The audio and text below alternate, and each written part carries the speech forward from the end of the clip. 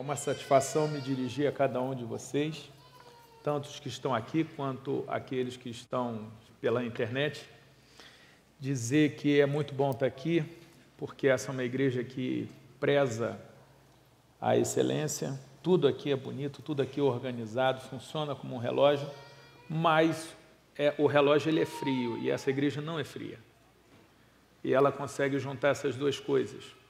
Então, eu estava falando agora há pouco com um amigão, pastor Inar, meu professor, né, no Instituto Haggai, como é que a livraria aqui é bonita, como é que tem coisa bonita, coisa pensada, tudo dividido, tudo arrumado, como é que é bom chegar numa livraria, mas não é só a livraria, todos os lugares aqui são muito bem pensados. Isso é bom porque é para o nosso Deus. Também sempre gosto de dizer, amo o pastor Mazzoni, é uma liderança, é uma referência para mim.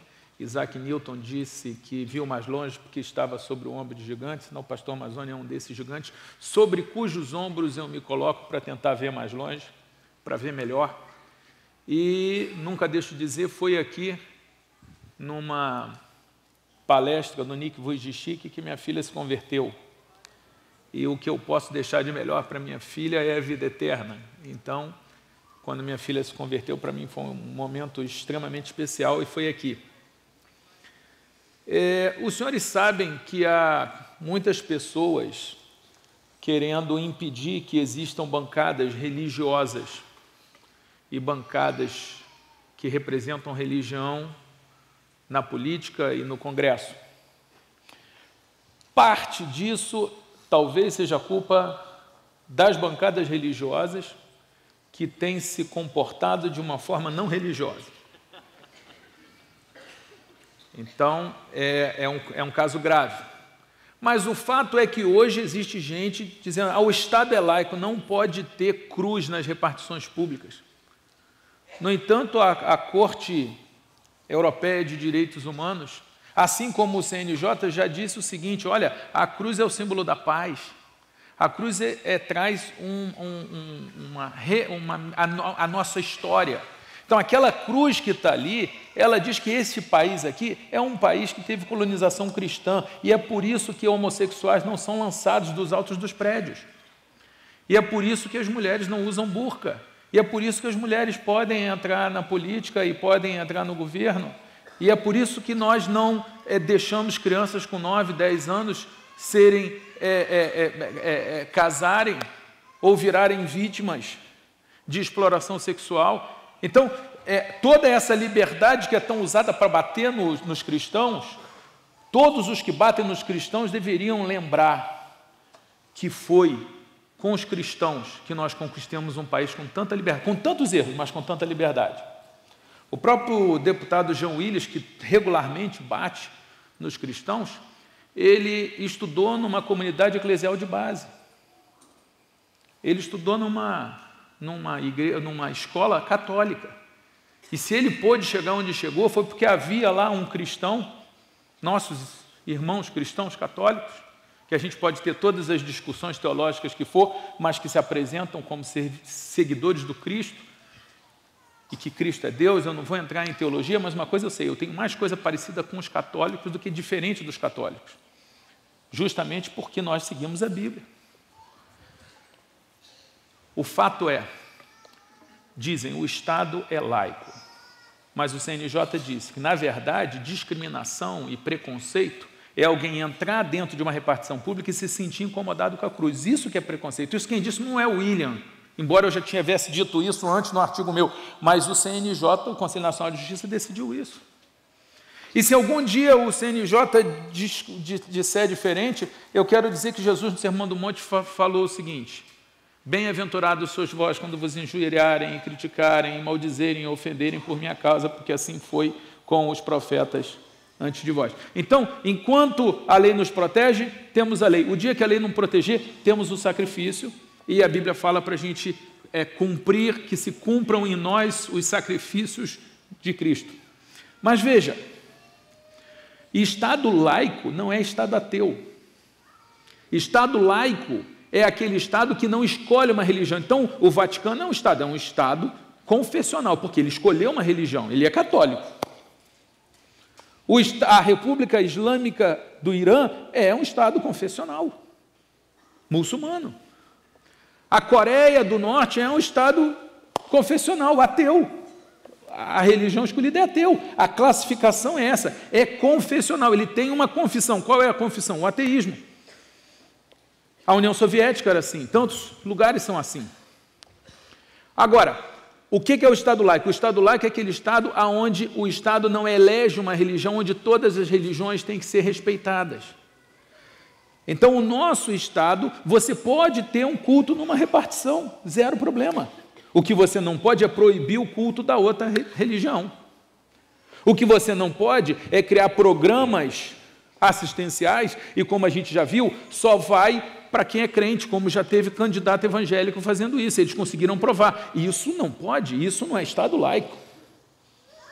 Assim como você também não pode dizer que vai fazer uma reforma agrária de 1.800 títulos passados para as pessoas, você tem 600 mil títulos de políticos, de empresários, de cabos eleitorais, 600 mil fraudes. Então, por que a gente não tem reforma agrária? Talvez porque a gente construiu 12 estádios em vez de 8, que bastava 8. Imagina 4 estádios virando reforma agrária, o dinheiro que se gastou ali. Imagina se desses 1 milhão, a reforma agrária nesse país ela foi interrompida pelo TCU, porque 1/3 é tudo fraude. É por isso que não está funcionando. Capitalistas e comunistas são muito parecidos. Eles só querem para eles. Eles usam os argumentos mais bonitos para enriquecer a si mesmos. São muito parecidos, é só olhar, é só ler, é só pesquisar. Eu não vi até hoje nenhum capitalista, nem nenhum comunista falar, eu vou abrir mão do meu para os outros. Capitalistas e comunistas são muito parecidos. Todos eles querem que os outros abram mão do dinheiro deles, ou para mim, se eu sou capitalista, ou, pelo menos em tese, para os outros, se eu sou comunista. Gente, temos que respeitar e entender a luta dos LGBT, a luta dos ateus, porque tem muita gente que tem preconceito contra o ateu, a gente não pode permitir isso. A luta de todo mundo. Agora, de noite, de madrugada, dando sopa para pobre, recolhendo mendigo e dando banho, levando para casa de recuperação, recuperando mendigo, visitando cadeia, sentindo o cheiro de pobre, porque pobre fede, o mendigo fede. E isso é uma realidade. Se você acha que eu que estou sendo preconceito, não sou eu, é só ir lá e cheirar, porque cristão cheira pobre.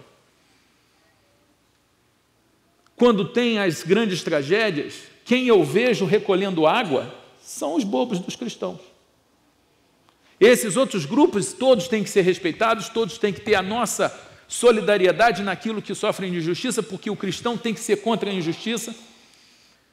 Mas quem se gasta do seu tempo, do seu dinheiro para ajudar o pobre, desculpe, para valer mesmo são os cristãos. E aí eu fico muito assustado quando pessoas dizem não pode ter bancada religiosa, não pode ter bancada evangélica, não pode ter campanha em igreja. Qualquer lugar, em igreja ou não, onde se faça curral eleitoral, é péssimo. Curral eleitoral, não. Mas consciência política todo mundo tem que ter.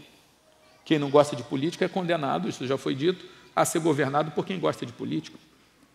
Martin Luther King, pastor batista, líder do movimento civil, que tomou cacetada da polícia, que foi preso, levou mordida de cachorro, foi perseguido por defender a justiça, a igualdade, princípios bíblicos. Ele diz que para o mal vencer basta a omissão dos bons.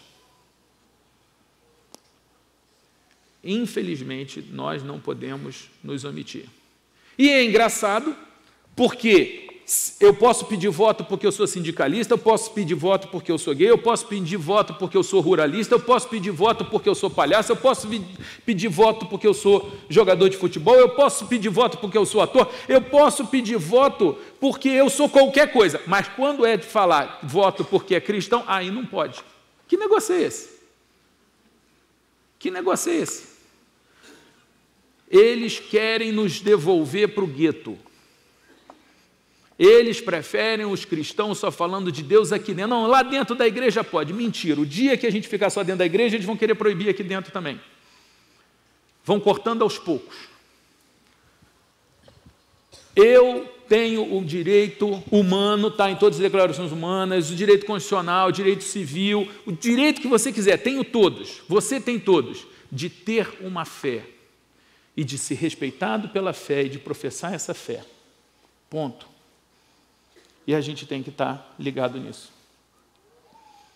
Então tome cuidado, porque se depender de algumas pessoas deste país, algumas com poder, você vai ser proibido de falar em Deus, você vai ser proibido de ter um candidato cristão, de ter uma bancada cristã. Então, se você tem afinidade com alguém, porque ele é Vasco, como a gente tem lá no Rio, opa, beleza, pode votar. Mas se a afinidade é com Cristo, é com a defesa do pobre, do órfão, do necessitado, com a justiça social, com proteger as viúvas. Gente, órfão e viúva, a gente está falando de previdência. A gente está no meio da previdência. A Bíblia fala claramente, ela fala o seguinte, ela diz o seguinte, vou ler alguns versículos aqui bem rápido para você. Ai daqueles que fazem leis injustas, que escrevem decretos opressores para privar os pobres dos seus direitos e da justiça os oprimidos de meu povo, fazendo das viúvas sua presa e roubando dos órfãos. Atrás de quem vocês correrão em busca de ajuda o dia que vier o juízo do Senhor? Onde vocês deixarão as suas riquezas? Isso está em Isaías 10. Jeremias 22 diz, ai daquele que edifica a sua casa com injustiça e dos seus aposentos sem direito, que se serve do serviço do seu próximo sem remunerá-lo e não lhe dá o salário do seu trabalho. A gente está vivendo nesse momento uma greve de banco. É só você ver lucros dos bancos, no meio da crise, bilhões e bilhões de lucros, e a discussão é se o aumento vai ser de 5% ou de 7%. Quer dizer, então, que realmente dá mais 2% para os bancários que estão ali ajudando o banqueiro a enriquecer. Vai ser isso que vai acabar com o lucro do banco? A sociedade que a gente está, a gente vê todos de bilhões e bilhões de lucros a cada trimestre. Zero crise nos bancos. E por que quem trabalha no banco não vai receber? Eu sonho, senhores, com um dia em que nós vamos ter banqueiros cristãos praticantes. Porque a gente precisa de políticos cristãos praticantes. Os não praticantes já elegemos bastante. Nós já temos bastante exemplo, infelizmente. Tem os praticantes? Claro que tem, graças a Deus. Louvado seja Deus por isso. Até pastores praticantes a gente está precisando hoje em dia. Infelizmente. Porque um banqueiro, um empresário, um industrial cristão vai ler a palavra de Deus e vai encontrar na palavra de Deus o seguinte: aquele que cuida da figueira deve comer do seu fruto. Aquele que trabalha com você deve participar do seu lucro. Isso tem que ser praticado, eu começo a praticar isso em casa. Cada vez que eu vou fazer uma palestra em empresa, em universidade, em curso para concurso, eu recebo, eu sou remunerado, eu não sou remunerado nas igrejas, eu não sou remunerado no movimento negro, porque eu sou parte do movimento negro, e quando eu digo que eu sou do movimento negro, algumas pessoas olham para mim e falam: William, não lhe falta algo? E eu sempre respondo: sim, falta um país sem racismo. E eu acho que você tem que ter uma causa que você pegue. Pega uma causa e fala: essa aqui eu vou ajudar. E a minha foi o movimento negro, e é por isso que eu faço parte de dois movimentos de negro diferentes, aí do CAFRA e a Justiça Negra Luiz Gama, já há 16 anos. E palestra de graça, livro a preço de custo, participar dos debates aí sobre cota. Por quê? Porque você tem que pegar alguma causa e lutar por alguma causa. Porque Deus nos chama para trabalhar pelo próximo. Seria muito fácil eu ficar só vivendo a minha vida de juiz, palestrante, o dinheiro que eu ganho, mas Jesus não me permite isso. A Bíblia diz que Deus se agrada daquele que anda corretamente, que fala o que é reto, que recusa o lucro injusto, que a mão não aceita suborno. A Bíblia fala para não oprimir o estrangeiro, fala para não oprimir o assalariado pobre, fala para não usar o seu poder para explorar o outro. E aí eu fico pensando, imagina um banqueiro praticante, cristão praticante, que distribua lucro. E como eu estava dizendo para você, eu chego em casa, quando eu recebo dinheiro da palestra, eu chego em casa, eu tiro o dízimo e eu dou metade para minha esposa. E eu digo para ela, olha, eu não poderia estar lá fazendo a palestra se você não estivesse aqui. E aí você, marido, você fala, pô, William, você está queimando o nosso sindicato.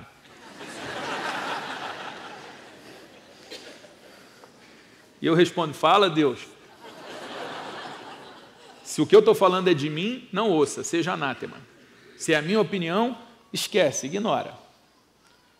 Porque aqui o que vale é a palavra de Deus. Lá fora, numa palestra sobre concurso, uma palestra sobre sucesso, ok. Aí você vai me ouvir porque você vai me dar autoridade. Mas aqui eu não tenho nenhuma autoridade que não provenha desse livro.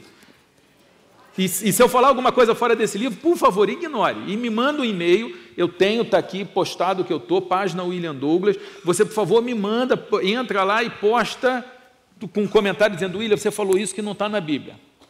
Se eu falar alguma coisa que não está na Bíblia, me avisa. A gente vai conversar se está na Bíblia ou não. Pode ser que a gente não concorde, mas a gente vai concordar. Agora, se está na Bíblia, amor, desculpe. A Bíblia fala para você honrar o seu marido, para você honrar a sua mulher, para você não explorar o pobre, para você dividir o seu lucro. A Bíblia fala para você não ter lucro exagerado. E há lugares nesse mundo onde tudo o que o mundo quer é lucro exagerado. O cara tem lucro exagerado se puder e ainda acha que você é otário. Mas se ele for cristão, então não vai dar certo. Só que isso tem custo.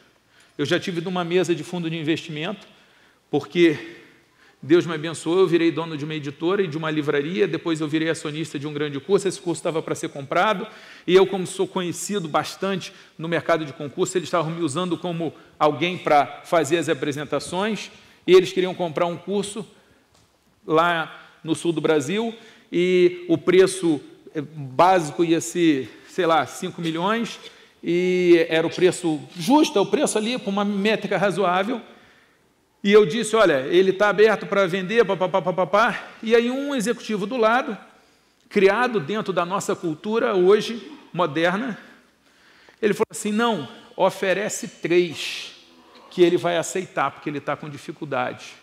E eu disse, eu não vou fazer isso, porque 3 não é correto, não é honesto. O curso vale 5. Ah, pode ser 4,5, vá lá, mas 3 não dá. E é nessa hora, eu sou interrompido pelo chefão que diz assim, você não serve para ir negociar. Ok, eu só quero dizer uma coisa, eu posso não servir para negociar, mas a minha empresa está no azul, e esse cara que diz isso, a empresa dele está no vermelho. Tudo bem.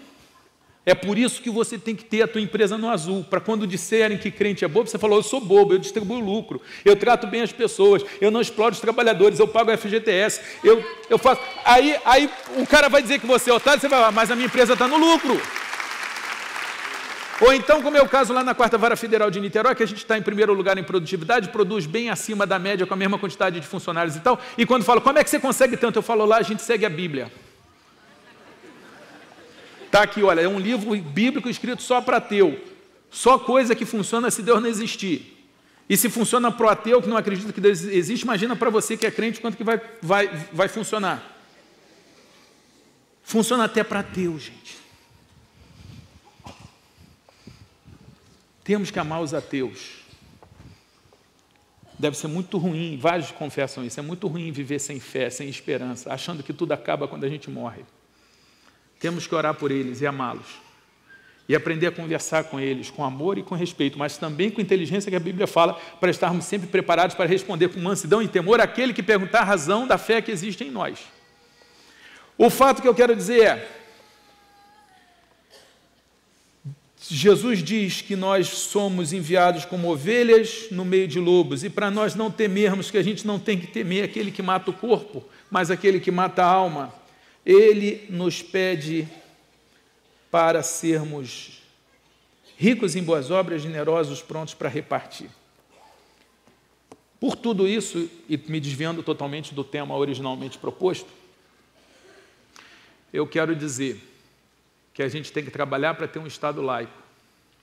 Porque quem começou o Estado laico foi Jesus, ao dizer, dai a César o que é de César e a Deus o que é de Deus. Vamos trabalhar pelo Estado laico, mas pelo conceito correto de Estado laico. Que Estado laico é aquele Estado que não impede que cada um, seja crente, seja umbandista, seja muçulmano, seja ateu. O Estado laico respeita as manifestações de opção religiosa, quaisquer que sejam. E a gente tem que lutar por isso. E isso nos dá o direito, como cidadãos, de votar e de falar e de ser votado em pessoas que comunguem dos nossos ideais. Assim como o gay tem esse direito, assim como o ateu tem esse direito, assim como o sindicalista tem esse direito, assim como o bicheiro tem esse direito, por incrível que pareça. E assim como os ruralistas têm esse direito. Mas essa não é a conversa de hoje. A conversa de hoje é sobre os 10 mandamentos.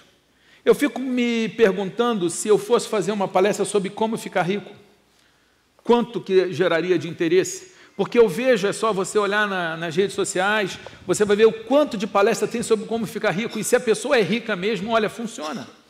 Se o Jorge Paulo Lemann faz uma palestra sobre como ficar rico, vai aparecer um monte de gente.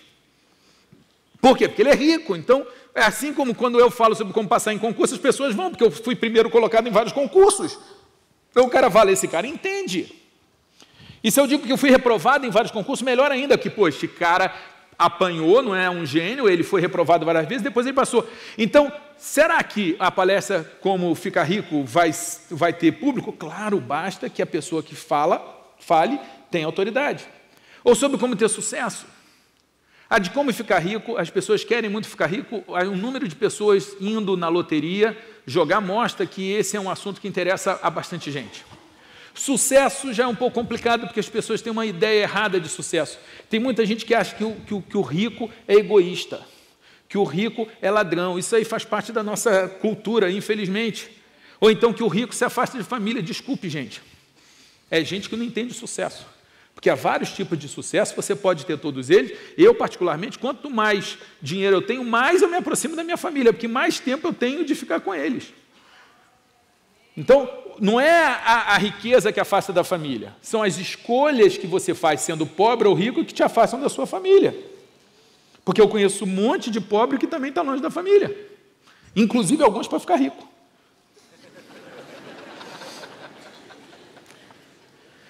Que tal um curso sobre como ser uma pessoa legal? Tem muita gente que quer ser legal, alguns ricos não querem ser legais. Alguns caras aí, intelectuais, ou que você acha melhor do que os outros, eles não querem ser legais. Eles estão tão certos da sua verdade, eles são tão donos da verdade, que eles são agressivos com os outros, são desrespeitosos com os outros.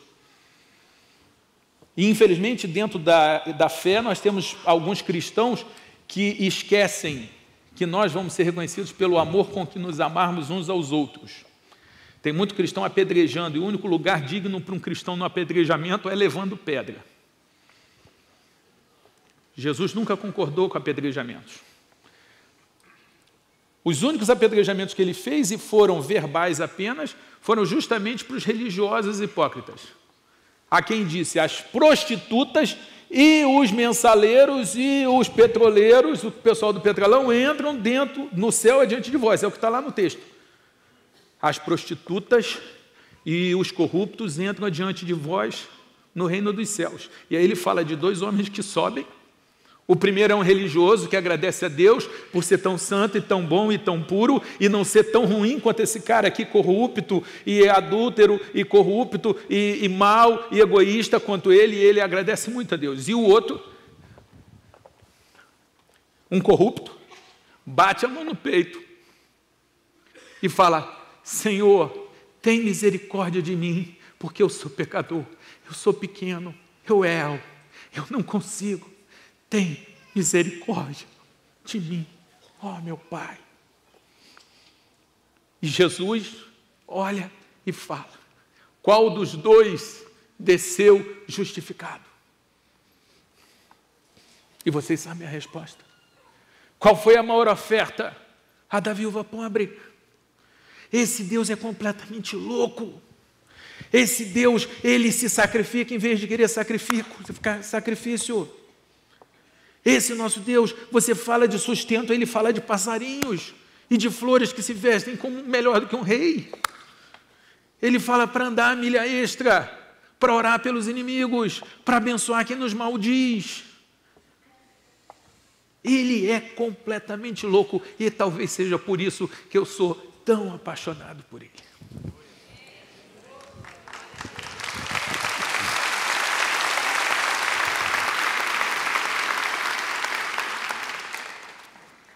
Porque numa sociedade com tanto individualismo, com tanto hedonismo, com tanto materialismo, com tanta competição, com tanta gente falando em nome dos pobres e os pobres continuam pobres, e os que falam em nome dos pobres, alguns dentro do partido de esquerda, alguns dentro do partido de direita e alguns dentro das igrejas, todos têm em comum uma coisa: todos se preocupam com o pobre, mas ninguém vai lá cheirar o pobre. Todos falam, mas não convivem. Mas o lugar que eu mais vejo gente realmente se preocupar com o pobre, realmente abrir a mão do seu dinheiro, como eu acabei de ver aqui, visitando preso, se preocupando em recuperar a prostituta, se preocupando em ajudar uma moça que está com uma gravidez indesejada a conseguir ter o filho, nem que seja para adoção, mas para a gente não matar um inocente, é dentro da igreja. É dentro da igreja. Quem aqui quer ser uma pessoa legal? O mundo, gente, eu quero informar, você já sabe disso, está com muita gente chata.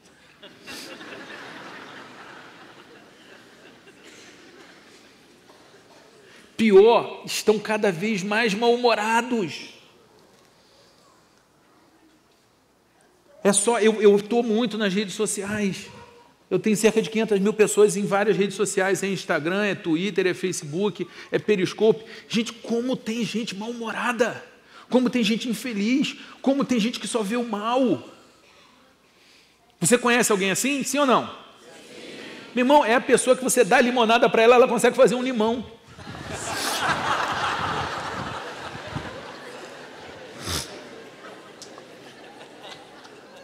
Uau! A pedra filosofal, o novo alquimista, ele pega uma vida inteira cheia de coisas boas e ruins, ele espreme, ele só tira o ruim, ele transforma ouro em chumbo. E eu estou falando isso porque eu estou preocupado que talvez você seja essa criaturinha infeliz e deprimida. E se eu quero te dizer, Jesus tem poder de mudar você. Porque eu estava, essa semana, com um rapaz, neto de um grande investidor, bilionário, passa aí de 3 bi de patrimônio, de família. E ele dizia: William, eu vi a minha mãe, que tinha tudo, deprimida.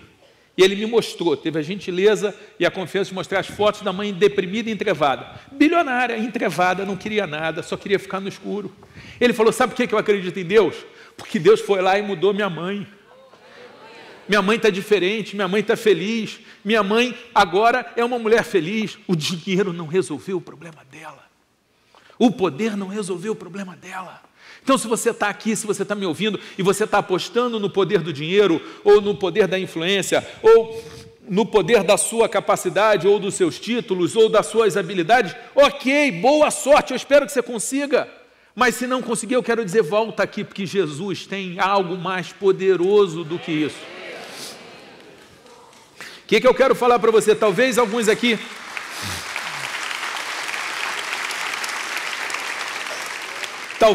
aqui estejam interessados em agradar a Deus.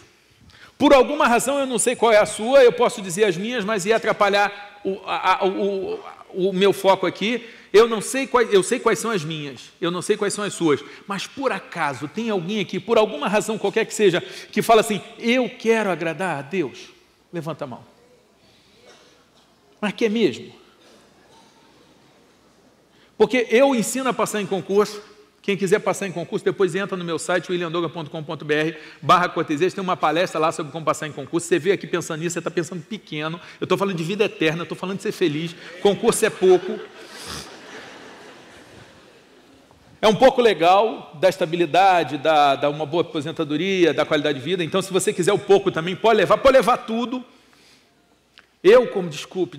Desculpe mesmo. Eu sei que eu não quero discutir, mas eu não acredito que a riqueza seja limitada, como muitas pessoas acreditam, que para um ficar rico eu tenho que ficar pobre. Eu não acredito nisso. Sabe por quê? Porque eu escrevi um livro, Como Passar em Concurso, que não existia. Então eu não tirei o livro de ninguém. E esse livro me deu uma editora, me deu um apartamento de 800 metros na frente da praia, me deu dinheiro à beça como palestra, dinheiro à beça como dono de editora, dinheiro à beça como dono de livraria, me deu poder, me deu projeção, me deu a gratidão de um monte de gente. Eu ganhei muito, mas muito dinheiro com esse livro. E olha que eu não fiz o livro para ganhar dinheiro, mas ganhei. Deus foi bom comigo, porque Ele fala que tudo que o homem faz, ele vai semear.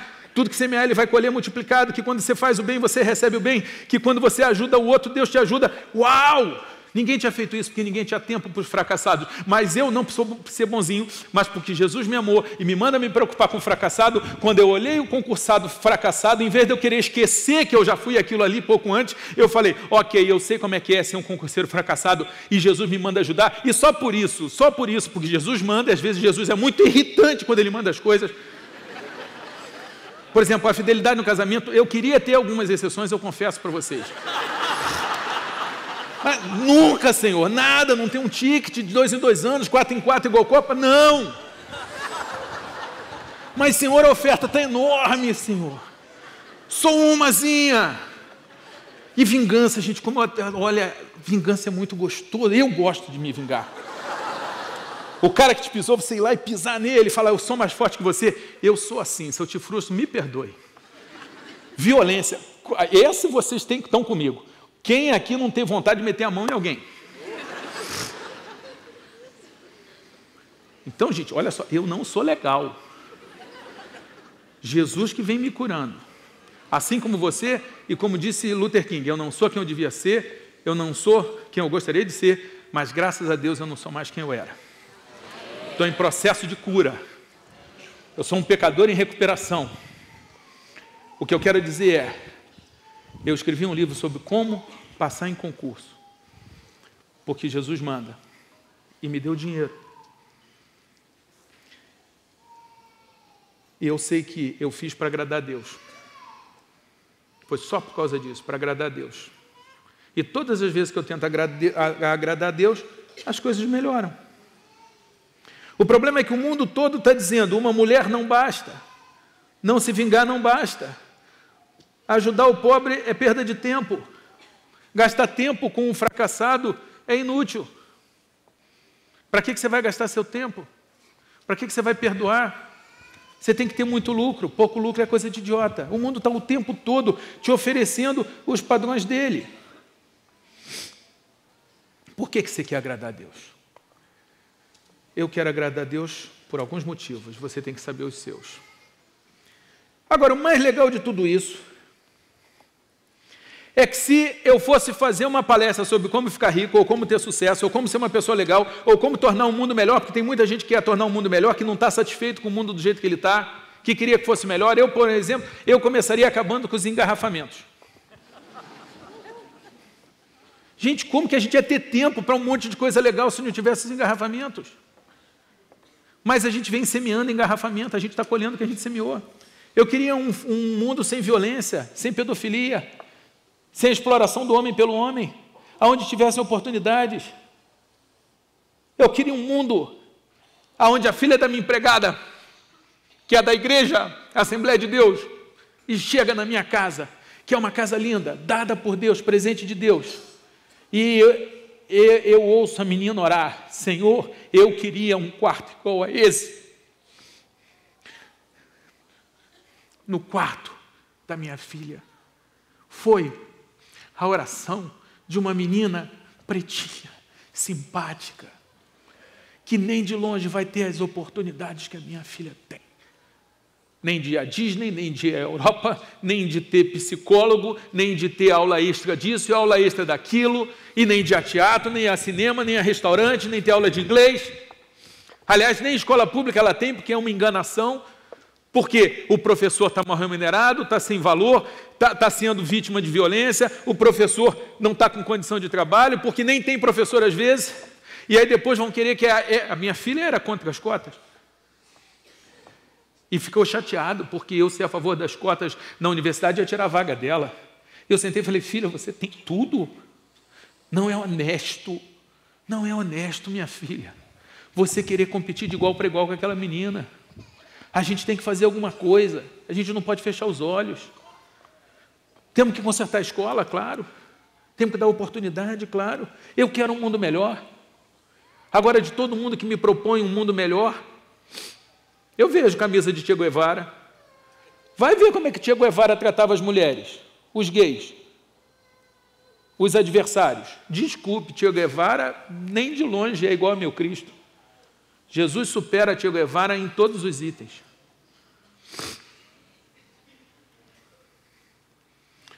Você quer tornar um mundo melhor ou você quer agradar a Deus? A palestra, a preleção, o nome que você quiser dar, vai ser exatamente a mesma. Eu vou falar dos 10 mandamentos.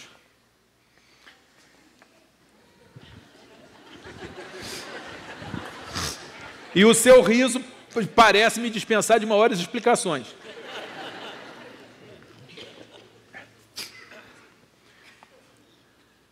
Quem aqui já ouviu pregação sobre os 10 mandamentos? Levanta a mão. Quantas vezes? Uma vez, levanta a mão. 2 vezes. 3 vezes. Quem já ouviu 4 vezes? Vocês concordam que temos falado pouco dos 10 mandamentos? Eu vou reler os 10 mandamentos para rememorar você. E Deus falou, eu sou o teu Deus que te tirou da escravidão, não terás outros deuses de mim, não farás imagem de escultura, guardarás o sábado, honra teu pai e tua mãe, não matarás, não adulterarás, não furtarás, não darás falso testemunho contra o teu próximo, não cobiçarás a casa do teu próximo. Não cobiçarás nada do teu próximo, você não vai ter inveja do seu próximo. Quando seu próximo passar no concurso, comprar um carro novo, quando ele mudar de casa, quando ele tiver com uma namorada bonita, muito mais do que você poderia sonhar para você, quando a sua colega lá, a sua vizinha ou a irmã aqui da igreja diz que conseguiu uma empregada boa que sabe cozinhar, você vai ficar feliz. Entendeu? Você vai ter um momento de imersão espiritual e de explosão quântica de espiritualidade e você vai ficar feliz porque a sua irmã conseguiu aquilo. Uau! Gente, olha, essa sobre inveja. Na minha lista de pecados também está inveja. Gente, eu fui fazer uma palestra numa universidade, em Campos, e o cara da universidade tem helicóptero. Ele é bilionário. E ele pegou gente, sem engarrafamento. A primeira coisa que eu ia consertar no mundo, se eu fosse Deus, ia ser um engarrafamento. E ele não pegou engarrafamento. E em vez de 4, 5 horas, ele levou 50 minutos, e com musiquinha, e sem polícia. Até nem pardal tinha, que os pardais de verdade, os outros ficavam abaixo da linha de voo. Uau! E eu estou andando naquilo, eu estou achando o máximo. Eu viro, Senhor, tu deste um helicóptero. Nem crente é, Senhor, ímpio.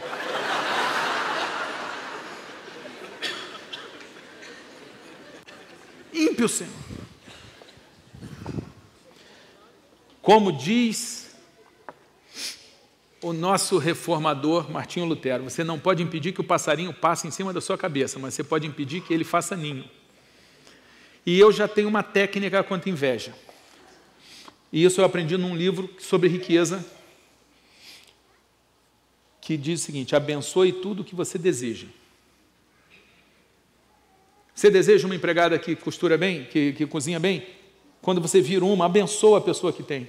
Isso é uma semente que você está lançando. Isso é poderoso, a palavra tem poder. Isso é física quântica. A palavra tem poder, é física quântica. E Deus sabe física quântica, Deus criou a física quântica. E tanto ele acredita que a palavra tem poder, que quando ele foi criar o universo, ele usou a palavra. A palavra tem poder e ele falou, faça-se. Ele criou pela palavra. E nós somos salvos pela palavra, pelo verbo que se fez carne. Então o que eu fiz? Senti inveja do meu irmãozinho. Não irmão da fé, mas irmão cidadão, irmão e tal. Eu virei e falei, Senhor, me perdoa por eu ter sentido inveja. Vamos fazer o seguinte, Senhor. Eu quero te declarar minha gratidão por tudo que eu tenho. E vamos fazer o seguinte, Senhor. Dá três helicópteros para ele.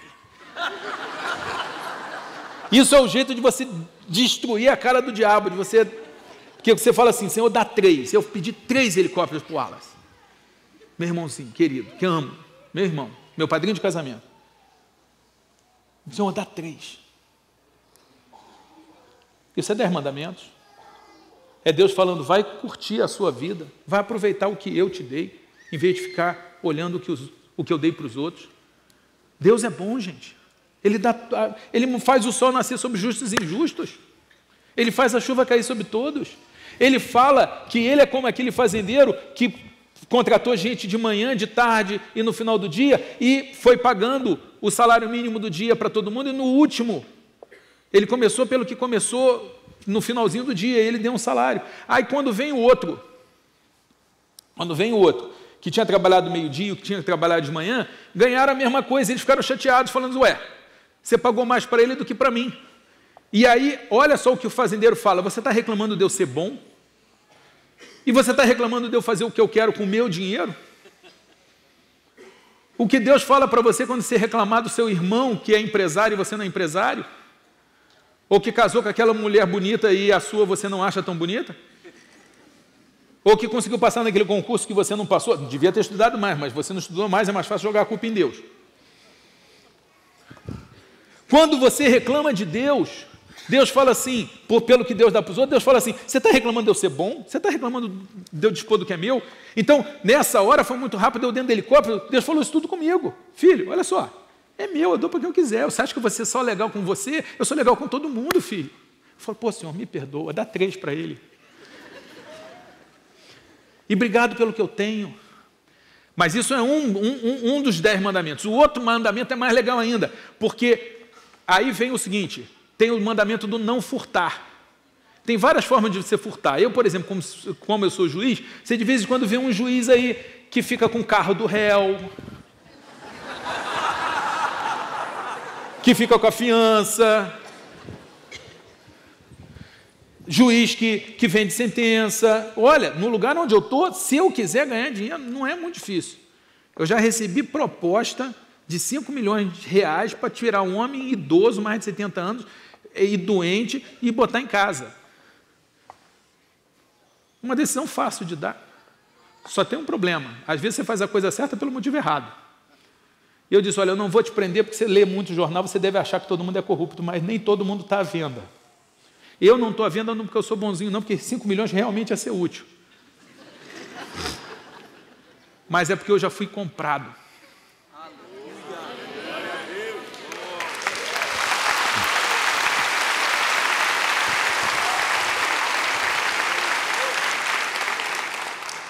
Mas o William, você, olha que isso é engraçado, você vai ficar com 4, porque ele tirou a comissão dele, claro. Aí eu falei, só tem um problema, minha filha estava com síndrome de Legg-Perkins, uma doença degenerativa do quadril, que não adianta ser juiz, não adianta ter 5 ou 10 ou 500 milhões, que a medicina não tem cura. E eu me ajoelhei e pedi a Deus para curar, e Deus curou.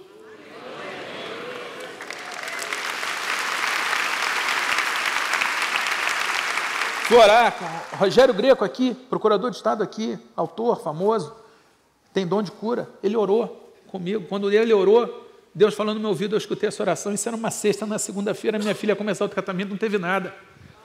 Aí veja, eu virei para esse cara e falei, como que eu posso virar para Deus? E quando eu tiver a minha próxima parada difícil, Eu orar para ele, se eu estiver vendendo sentença, vamos fazer o seguinte, eu não vou te prender, eu só vou fazer o seguinte, eu vou me dar para o suspeito, porque eu não quero mais mexer nesse processo. Até porque se ele pedisse isso sem oferecer dinheiro, eu dava, porque eu acho que cabe. E eu ainda tive o prazer de dizer isso para o advogado. Que delícia quando ele não conseguiu, porque o outro juiz é mau pra caramba. Eu falei, olha, esse processo era meu, mas ele achou que eu estava à venda. Então eu não posso furtar. Se eu não posso furtar, se eu não posso ter lucro exagerado, só tem uma coisa, eu vou ter que trabalhar para ganhar isso. Olha, tudo isso é 10 mandamentos. Eu tenho que trabalhar. Aí eu parei e fiz a conta. Quantas palestras eu vou ter que fazer? Quantos livros eu vou ter que vender para eu poder ter o meu próprio helicóptero, o hangar, o piloto, a manutenção e o querosene de aviação? Gente, quando eu fiz a conta, gente, eu me apaixonei pelo meu carro.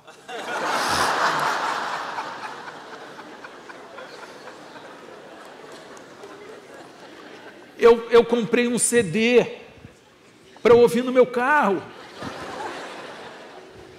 Porque, de repente, o carro fez sentido para mim. Porque na minha vida não cabe um helicóptero.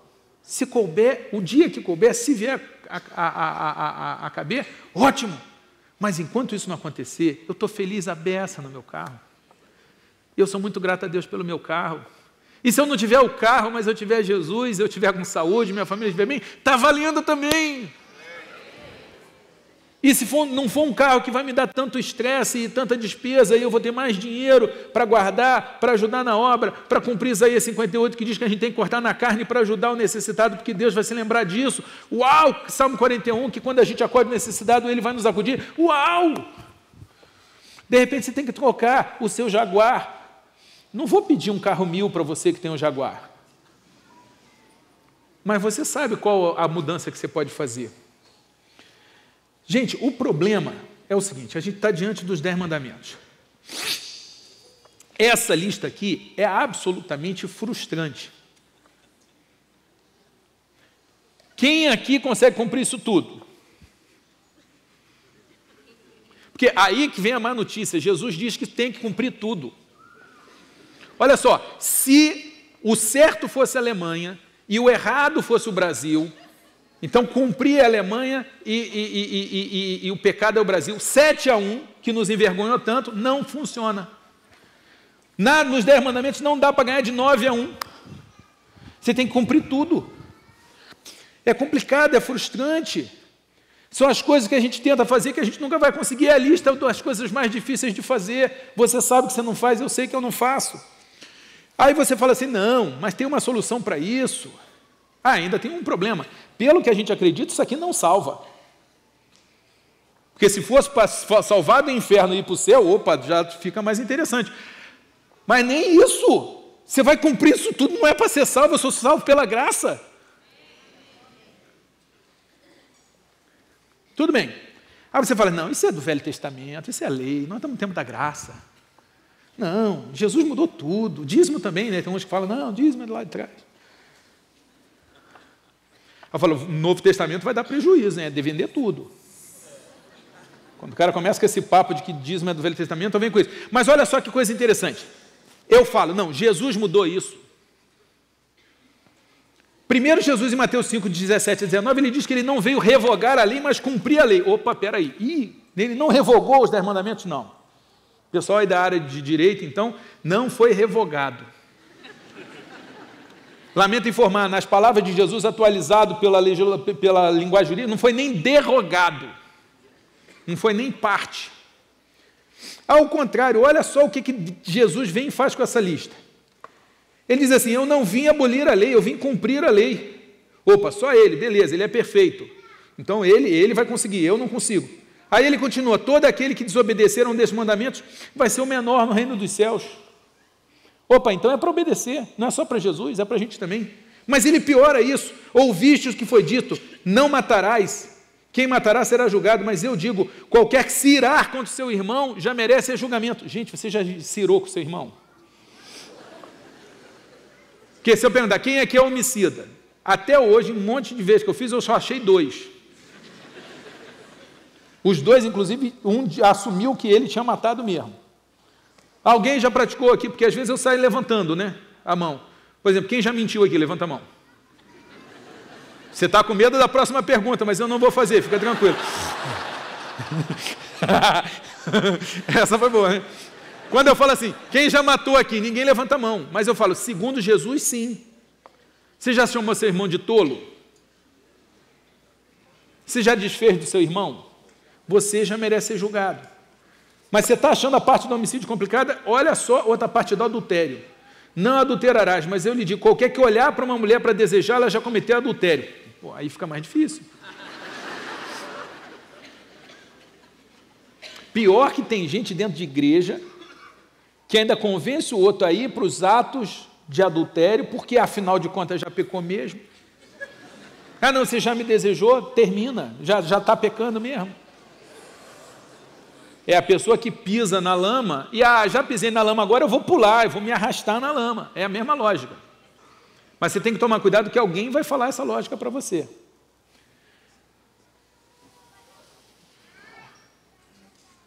O que acontece com a interpretação de Jesus? Os estudiosos dizem que Jesus é Moisíssimo Moisés, que é Moisés quintuplicado ou decuplicado. Se já era difícil você seguir Jesus, se seguir os 10 mandamentos, no Novo Testamento, piora. E aí eu pergunto para você, é ou não é a maior prova da nossa incompetência, da nossa inópia, da nossa insuficiência? É a lista mais frustrante, porque por mais que você queira seguir e agradar a Deus, você está errado e vai continuar errado, e vai errar de novo e vai errar várias vezes. E o pior é que o diabo vai estar o tempo todo te lembrando de todos os seus pecados, porque interessa a ele que você se sinta para baixo, porque se você se sentir para baixo, se você se sentir incompetente, se você se sentir pecador, se você se sentir um fracasso, ele vai conseguir que você não mude, que você desista. Então ele sempre vai te lembrar do último adultério, do último furto, da última grosseria, da última ofensa, do último concurso que você não passou, do último desemprego, da última vez que você tentou fazer um regime para ter uma saúde melhor e não conseguiu, e o diabo fica falando para você, para que você vai tentar de novo? Você é um fracassado mesmo, você é um hipócrita, você não presta, você não pode ir na igreja, você é um hipócrita quando você canta, eu sei o que você faz. Isso é o que o diabo faz, porque o diabo vai o tempo todo olhar o seu passado. Mas Deus diz que Ele é capaz de perdoar o seu passado e de esquecer-se do seu passado, e que Ele, Deus, eu quero te dizer, Ele está muito preocupado com o seu futuro. Deus está interessado no aqui e no agora. Deus está interessado no seu amanhã, no seu porvir, naquilo que você virá a ser. Então, veja, dentro dessa lista, por que ela é tão difícil para a gente? Ela é difícil porque a gente é pecador? Ela é difícil porque a disciplina é difícil? Gente, óbvio que se eu pudesse comer toda a comida, eu adoraria. Eu amo Nutella. Olha só, Nutella, carboidrato, colesterol do ruim e caloria. E você botou isso na comida, eu vou gostar. Eu comeria tudo, só que eu explodiria. E aí eu não poderia comer mais. Nem que seja para comer mais, eu tenho que me comportar, senão eu morro. O que você quer? 10 anos a 1000, como diz a música, ou 1000 anos a 10? Em Nutella, é mais sábio 1000 anos a 10. Em pizza, em doce.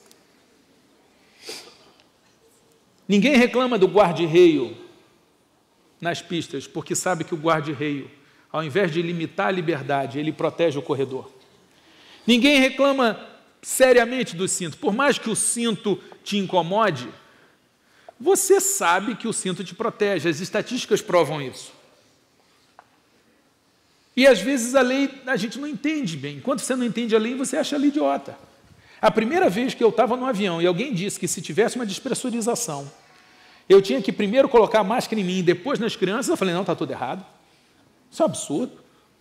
Eu sempre aprendi que primeiro mulheres e crianças. É um conceito.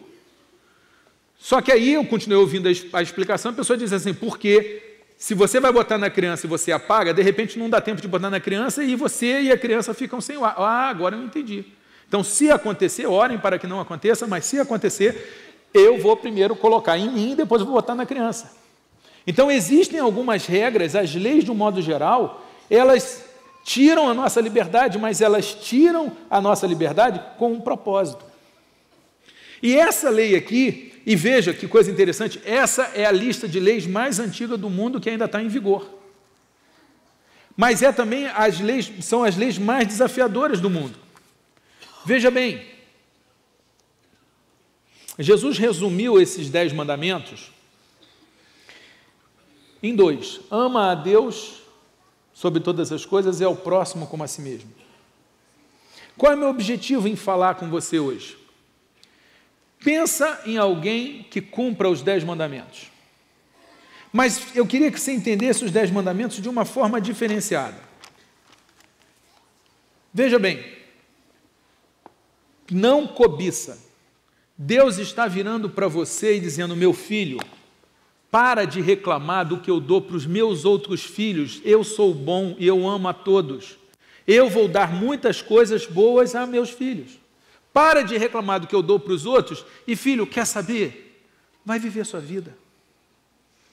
Filho, vai curtir a sua vida.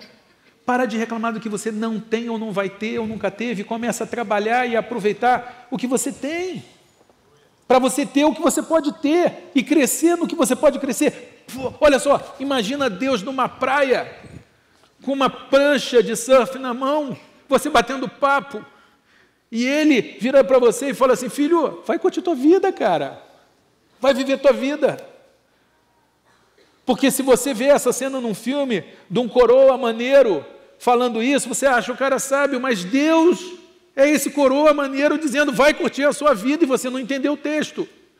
Se você reparar, gente, eu sou da área jurídica, eu sou professor de direito, eu tenho mestrado, eu sou juiz. As leis se preocupam com o externo. Se você tiver o tempo todo querendo matar alguém e não matar, a lei não está nem aí. Se você quiser furtar, adulterar, corromper e não fizer nada, só ficar na cogitação, em atos preparatórios, a lei não está preocupada. Os 10 mandamentos mostram, o pessoal fala, a lei é controle social. Os 10 mandamentos, no 10º mandamento, não é controle social. Porque não cobiçar é um problema interno. Sabe qual é a pista que está aí para você? Deus se preocupa com o que acontece dentro de você. O juiz criminal, o Sérgio Moro, o procurador, o Daniel, ele não está preocupado com o que você pensa, se você não colocar em prática. Olha só, o 10º mandamento diz, Deus se preocupa com o que acontece dentro de você e recomenda você parar de viver a vida dos outros e viver a sua. É o que está ali. Olha como você vai ser feliz o dia que você parar de se comparar com os outros, de achar que tem menos, ou de ficar arrogante porque tem mais. Mas olha só, os 10 mandamentos têm mais do que isso. Ele fala o seguinte, que ele fala? Eu estou tentando correr um pouquinho aqui, tá? Eu termino mais em 5 minutos. Não dá falso testemunho, desenvolva a sua credibilidade. Seja uma pessoa de palavra. Seja uma pessoa que você não precisa escrever para a pessoa acreditar. Não dar falso testemunho vai fazer as pessoas confiarem em você.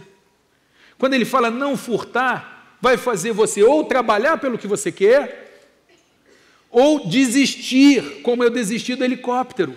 Talvez você vai ter mais paz, mais tranquilidade, uma vida melhor, se você desistir de algumas coisas. Se você desistir do irrazoável. O não furtar, zela pela tua credibilidade. Quanta gente foi presa por causa de furto, quanta gente perdeu o emprego, quanta gente perdeu a credibilidade, quanta gente perdeu a liberdade.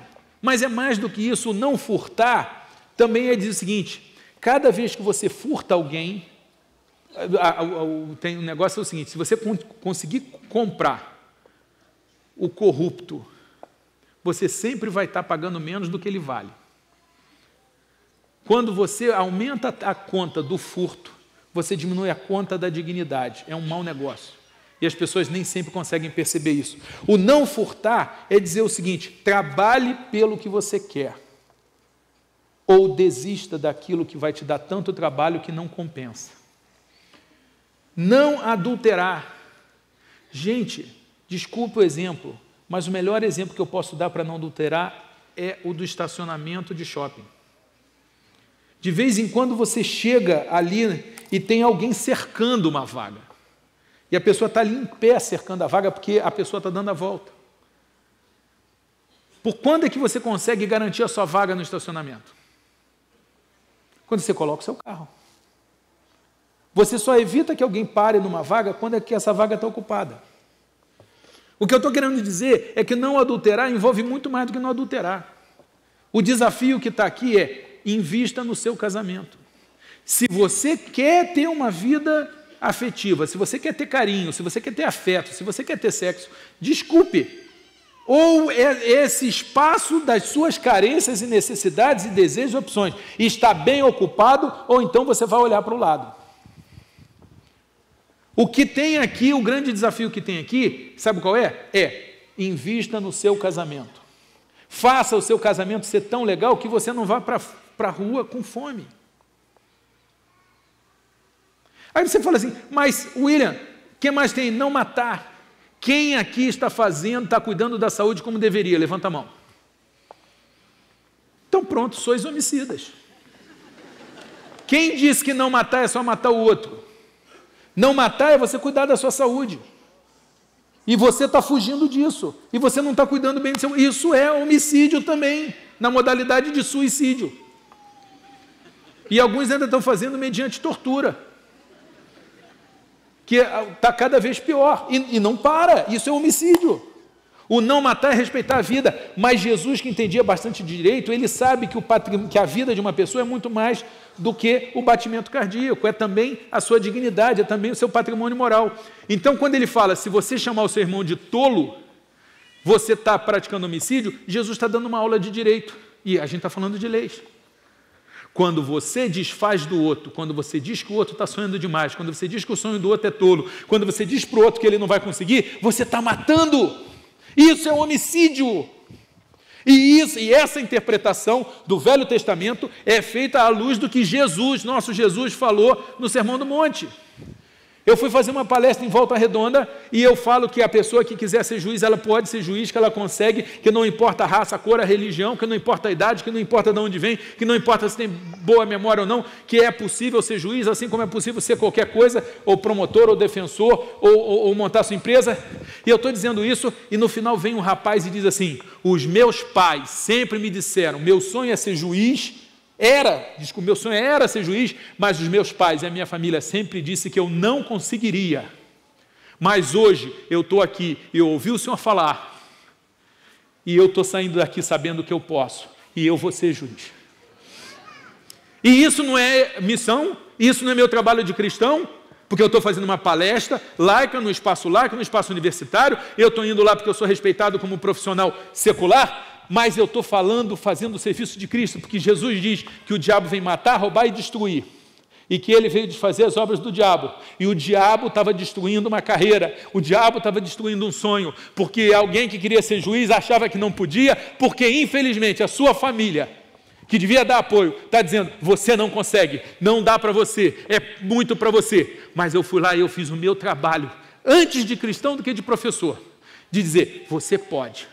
Faz o certo que você pode. Os pais daquele rapaz deram a vida biológica, mas estavam assassinando a vida moral. E você que está aqui, você tem que tomar cuidado para você não ser homicida do futuro do seu filho, homicida da dignidade do seu filho, homicida da autoconfiança do seu filho. Você precisa deixar de ser homicida contra a sua saúde, de homicida contra a alegria da sua mulher, contra a alegria do seu marido. Cada vez que você desfaz do seu marido e que você compara seu marido com outros maridos, ou a sua mulher com outras mulheres, ou que você quer do seu marido ou da sua mulher modelos absolutamente irrazoáveis, seja de fortuna, seja de consumo, seja de beleza, seja de aparência física, de plasticidade, você está sendo um homicida. E os 10 mandamentos falam, não pratique homicídio, respeite a vida, respeite a dignidade. E olha, você não sabe como é que isso é bom. Você está do lado de alguém que não te machuca, que não te diminui. E se você fez isso até hoje, ok, você tem que parar de fazer.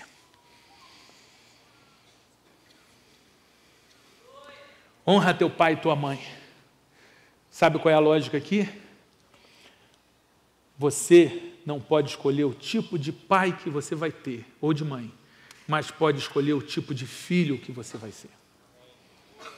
Deus não te dá a opção de pai, mas Ele está de opção do que você vai ser. E se você for um filho diferente, você vai quebrar toda uma cadeia errada. E você vai começar uma nova história. E se você consegue aprender a ser um bom filho, isso significa que você vai estar se desenvolvendo para ser um bom pai. E de uma carreira de pais ruins, que reproduzem o mal, você vai ter um pai bom. Vai ser um pai bom. Aí você fala, mas meu pai não merece. Meu marido não merece, meu patrão não merece. E Jesus responde para você, eu também estou levando você para o céu sem você merecer. Eu estou conversando com você sem você merecer. Eu estou pensando em você sem merecer. Então para de dizer que os outros não merecem, porque eu sempre te tratei do jeito que você também não merece. Eu sempre te tratei segundo o meu amor, e a minha proposta é que você não trate os outros segundo eles merecem, mas segundo o meu plano divino, maravilhoso, benigno, generoso e extraordinário de tratar as outras pessoas. E se você fizer isso, você vai ser um homem de sucesso, vai ser um homem legal, você vai mudar o mundo, você vai agradar ao meu Pai, porque Ele diz que aquele que me ama obedece os meus mandamentos. A gente está falando dos mandamentos. Então, me desculpe, seu pai pode não merecer, mas honre seu pai. Guardar o sábado, aprenda a administrar o seu tempo. É a grande técnica de sucesso em qualquer lugar, a administração do tempo. Mas ele fala mais, não terás outros deuses. Olha, sabe a isso que você está fazendo com teu marido de endeusar? Ou com a tua fortuna de endeusar? Ou com a tua mulher de endeusar? Ou com teu filho de endeusar? Ou com a sua carreira de endeusar? Toma cuidado, porque essas coisas não duram. E quando essas coisas sobrarem, quando essas coisas se desmontarem, você vai ficar sem Deus e você vai ficar desesperado. Não dá o papel de Deus para mais ninguém. Só Deus consegue fazer esse serviço. Não preencha essa vaga com outro. Dinheiro não substitui Deus. Sucesso não substitui Deus. Mais de tudo, e com isso eu concluo, eu quero dizer 2 coisas. E foram as coisas que me fizeram entender isso. Eu tinha muito problema com os 10 mandamentos até o dia em que eu li um livro que dizia os 10 desafios. Eu peguei porque fala em desafio, eu gosto de desafio. E aí eu comecei a ler o subtítulo, Orientações Espirituais Inspiradas nos 10 Mandamentos para criar sentido, desenvolvimento e prosperidade em sua vida. Sentido, desenvolvimento, prosperidade com os 10 mandamentos? Isso não dá para mim, isso não existe. É um psicólogo judeu norte-americano, não é crente e não é brasileiro. Ele trata os seus pacientes usando os 10 mandamentos. Ele diz que quando você não está cumprindo os 10 mandamentos, isso mostra que você tem algum problema emocional. E quando você cumpre os 10 mandamentos, você está fazendo. Ele diz o seguinte, olha, os 10 mandamentos não é pão, queijo, é um processo. Você caiu, ok, mas é um processo de desenvolvimento. Aí ele me explicou, e é isso que eu quero dizer para vocês. E se você quiser falar mais sobre isso, já que eu gastei mais da metade do meu tempo com um assunto fora do que era esse aqui, no meu site, williamdouglas.com.br/cortesias, tem a capa desse livro e tem uma palestra sobre os 10 mandamentos, que eu falo com muito mais vagar sobre isso. Aliás, nesse site, williamdouglas.com.br/cortesias, tem o livro sobre formigas, que é o meu livro mais novo, um livro sobre como passar em concurso, um sobre as 25 leis, outro sobre a sociedade com Deus, que é como que Deus pode...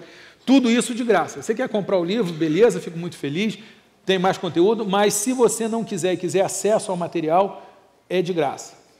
Só lembra uma coisa, os 10 mandamentos vieram começando o seguinte, eu sou seu. Eu sou o seu Deus.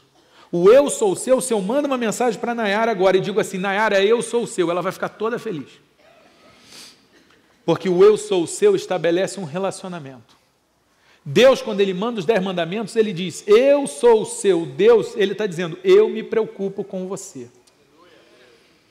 A grande mensagem dos 10 mandamentos é: eu me preocupo com você. Agora, o momento histórico, e o pessoal da área jurídica, a interpretação histórica é muito boa, é sempre útil.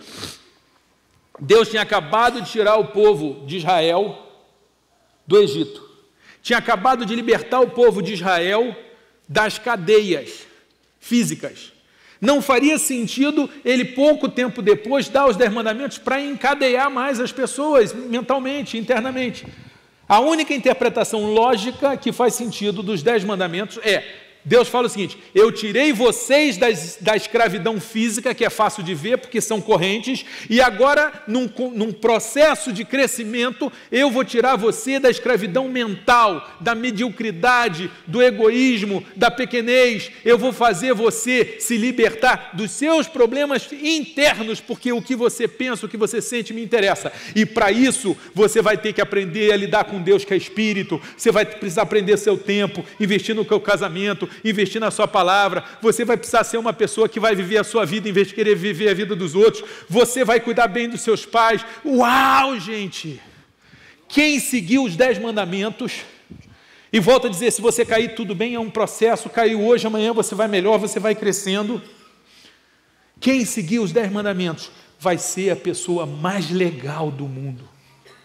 Eu queria que a minha filha casasse com um homem que segue os 10 mandamentos. Eu queria que o meu filho casasse com uma mulher que segue os 10 mandamentos. Eu queria que todos os meus funcionários seguissem os 10 mandamentos. Sabe por quê? Porque se eles fizerem isso, eles vão ser fantásticos.